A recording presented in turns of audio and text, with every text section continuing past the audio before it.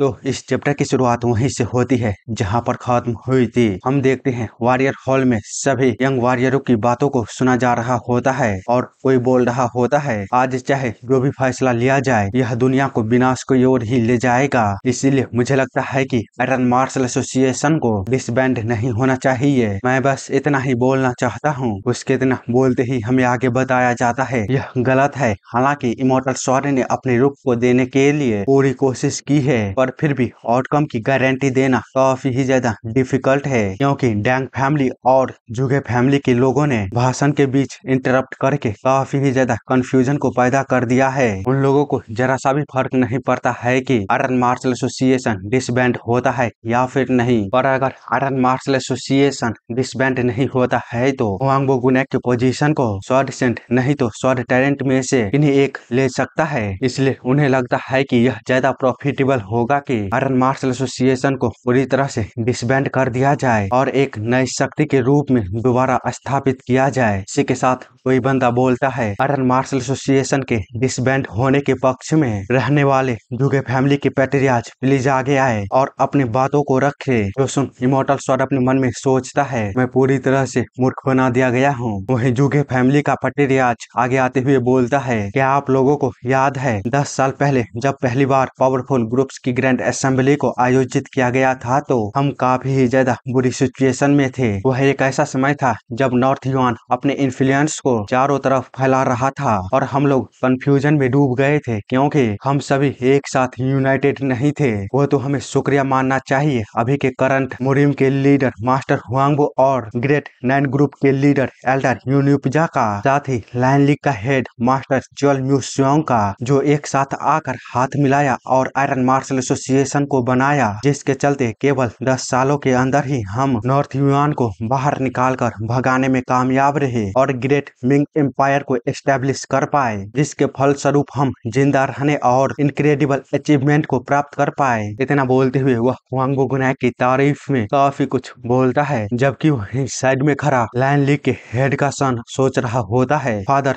आप इस बारे में क्या सोचते हैं। हुआंग बोगुनैक जिससे कि इस तरह के काम करने की कभी भी उम्मीद नहीं किया जा सकता था, उसने अचानक ही क्यों रिटायर होने की घोषणा की। यह कुछ ऐसा है जिसे कि उसने सबके सामने किया है, तो अब इसे वापस लेना भी असंभव होगा। मैं इसे जरा सा भी नहीं समझ पा रहा हूँ। और हाँ, वह सोच नहीं रहा होता है बल्कि वह अपने फादर से माइंड के जरिए पूछ रहा होता है। उसकी बातों को सुन लायन लीग का हेड बोलता है शायद ऐसा हो सकता है, लेकिन फिर भी मैं यकीन से नहीं बोल सकता क्योंकि मेरे हंच ने मुझसे कहा है कि शायद आयरन मार्शल एसोसिएशन को डिसबैंड करना उस आदमी का असली उद्देश्य नहीं है। जो सुन उसका सन बोलता है हाँ, आपने बिल्कुल सही कहा। मुझे भी लगता है कि आयरन मार्शल एसोसिएशन को डिसबैंड करना उसका ट्रू इंटेंशन नहीं है। जिस पर लायन लीग का हेड बोलता है चलो अब हम इंतजार करके ही देख लेते हैं कि इस चालाक बुढ़े बंदर के दिमाग में चल क्या रहा है। हम बस अब आशा ही कर सकते हैं कि आयरन मार्शल एसोसिएशन के खत्म होने से पहले ही यह आदमी अपना ट्रू इंटेंशन रिवील कर दे।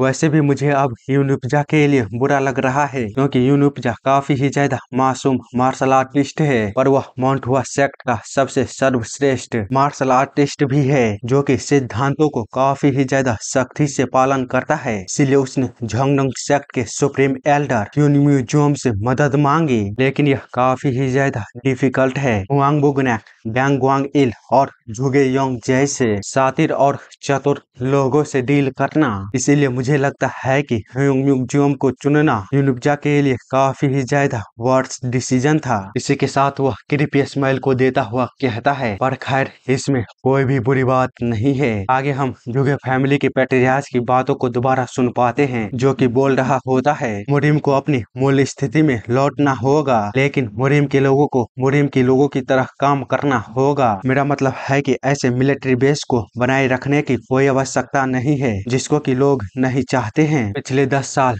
जैसा हो गया वैसा हो गया, लेकिन अगले आने वाले 10 साल का फैसला मेरे हिसाब से यंग वॉरियरों पर छोड़ देना चाहिए। इतना बोलकर वह वहां से जाते हुए कहता है मैं अपनी बातों को यहीं पर खत्म करता हूँ, अब आप लोग फैसला कीजिए। उसके वहां से जाते ही अनाउंसमेंट होता है और ग्लैंट स्वॉर्डमैन मास्टर जिनम्यू को स्टेज पर बुलाया जाता है अपनी बातों को रखने के लिए। तो मास्टर जिन वहाँ पर आते हुए उस बंदे को देखता हुआ कहता है यह कितना बेकार है। इसी के साथ वह अपनी बातों को रखते हुए कहता है जहाँ तक मैं देख पा रहा हूँ आयरन मार्शल एसोसिएशन का डिसबैंड होना एक ऐसा भाग्य है जिसे टाला नहीं जा सकता, क्योंकि ऐसे लोगों को एकजुट करना काफी ही ज्यादा असंभव वाली काम है जिसका की सोच एक जैसा ना हो। इसीलिए इस ऑर्गेनाइजेशन को डिसबैंड करना और हमारे अलग अलग रास्ते पे चले जाना पहली नजर में काफी ही ज्यादा अच्छा विकल्प लगता है, पर मैं इस विचार के खिलाफ हूँ। हमें अभी ऐसा नहीं करना चाहिए। अगर हमें इसे डिसबैंड करना ही है तो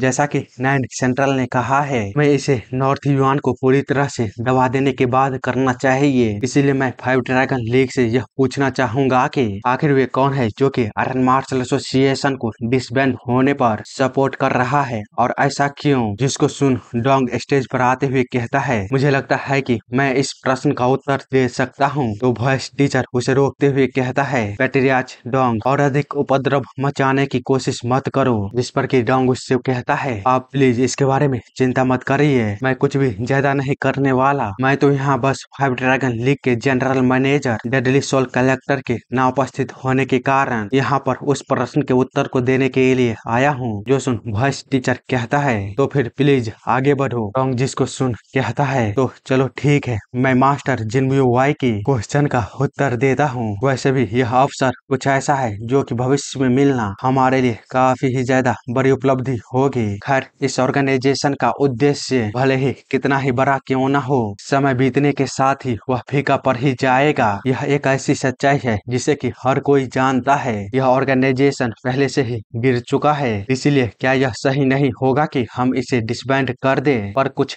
स्ट्रांग लोग इसके काफी ही ज्यादा खिलाफ हैं और उम्मीद लगाए बैठे हैं कि इसे टुकड़ों टुकड़ों में अलग करें, क्योंकि वे जानते हैं अगर आयरन मार्शल एसोसिएशन अचानक ही इस तरह डिसअपियर हो जाता है तो उन्हें उतना लाभ नहीं मिलेगा जितना पहले मिलता था। डोंग की इस तरह की बातों को सुन जेड फ्लावर ग्रुप का हेड काफी ही ज्यादा गुस्से में खड़ा होते हुए उस पर चिल्लाते हुए बोलता है डोंग ग्वांग इल, तुम छोटे बास्टर्ड कहीं के, तुम्हारी हिम्मत कैसे हुई ग्लैन स्वॉर्डमैन के इस तरह तुलना करने की जो कि खुद दूसरों के टुकड़ों पर पलता है। उसे इस तरह देख ह्यूंडू बोलता है आखिर तुम इतना गुस्सा क्यों हो रहे हो, तुम्हारे बगल में बैठना सच में काफी मुश्किल है। वहीं ग्लैन स्वॉर्डमैन गैंग की बातों को सुनने के बाद कहता है वाकई में तुम्हें ऐसा लगता है। खैर मैं तुम्हारी बातों को समझ सकता हूँ, तुम आखिरकार ऐसा क्यों सोचते हो, लेकिन मैं काफी ही ज्यादा क्यूरियस हूँ कि डोंग ग्वांग इल, क्या तुम्हें सच में लगता है कि तुम डिफरेंट हो। तुमने मास्टर हुआंग बुगुनैक के पीछे छिपकर काफी ही ज्यादा अलग अलग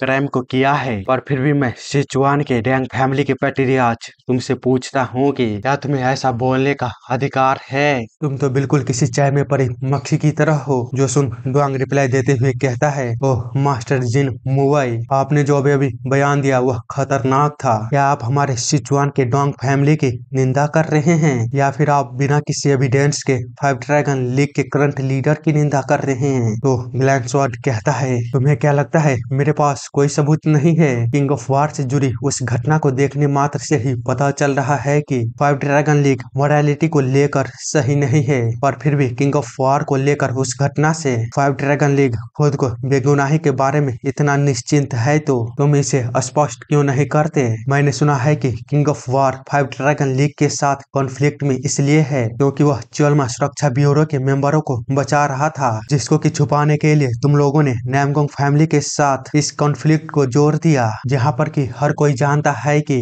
उस कॉन्फ्लिक्ट का अंत नामगोंग फैमिली का विनाश था। ग्लैन स्वॉर्ड के इस तरह की बातों को सुन डोंग एकदम से ही सीरियस होकर कहता है यह मीटिंग इस बात पर चर्चा करने के लिए आयोजित की गई थी कि आयरन मार्शल एसोसिएशन को कैसे कंटिन्यू रखा जाए, लेकिन आपने अचानक किंग ऑफ वार के बारे में कहानी को क्यों उठा दिया। वह आदमी बस एक बेकार सा क्रिमिनल है। वैसे भी फाइव ड्रैगन लीग ने चोल्मा सुरक्षा ब्यूरो के बारे में सच्चाई को जानने के लिए पूरी तरह से जांच की थी और पता चला था कि यह केवल एक व्यक्तिगत आदमी के कारण हुआ था जिसका की नाम यंगम्यू होंग था। लेकिन इसके बावजूद भी अगर आप इस सच्चाई पर विश्वास नहीं करते हैं तो यह पूरी तरह से स्पष्ट है कि आप मास्टर हुआंगबू के मोरालिटी में किसी तरह के फ्लो को खोजने की कोशिश कर रहे हैं, या यही आपका असली उद्देश्य था। मुझे बताओ इस तरह के अनरीजनेबल थिंग को करके तुम्हें कितना प्रॉफिट मिलने वाला है। इतना बोलते हुए वह काफी ही खतरनाक तरीके से अपने मर्डरस ऑरा को बाहर निकालने निकालने लगता है, जिसको कि देख वहाँ पर खड़े सारे लोग हैरान हो गए होते हैं। यूनिक कहता है यह तो मड्रासौरा है। वही यह बंदा बोलता है क्या वह बेकार सा इंसान ड्वांग पागल हो गया है? आखिर उसकी हिम्मत कैसे हुई ग्लैन स्वॉर्डमैन मास्टर जिन वाई के सामने इस तरह के मड्रासौरा को बाहर निकालने की, जबकि दूसरी तरफ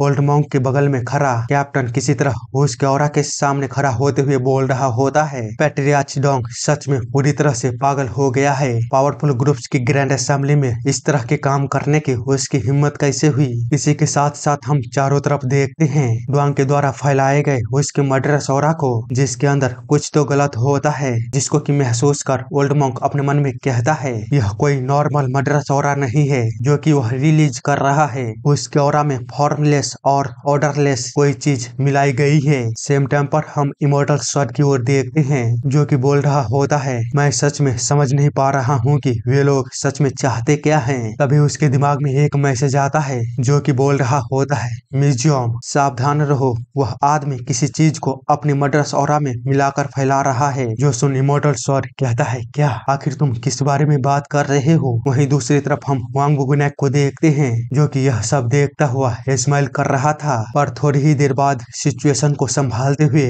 वह एकदम से ही काफी ज्यादा खतरनाक रोर करता है, जो कि इतना खतरनाक होता है कि वहां पर आए हुए आधे से ज्यादा लोगों को ऐसा महसूस करवा रहा था कि मानो कि उनका सर अभी तुरंत ही फट जाएगा। जबकि डैरियोक विलेज का हेड अपने कानों को बंद करता हुआ बोल रहा होता है मैं विश्वास नहीं कर सकता कि उसने डायरेक्ट ईयर ड्रम पर अटैक किया है।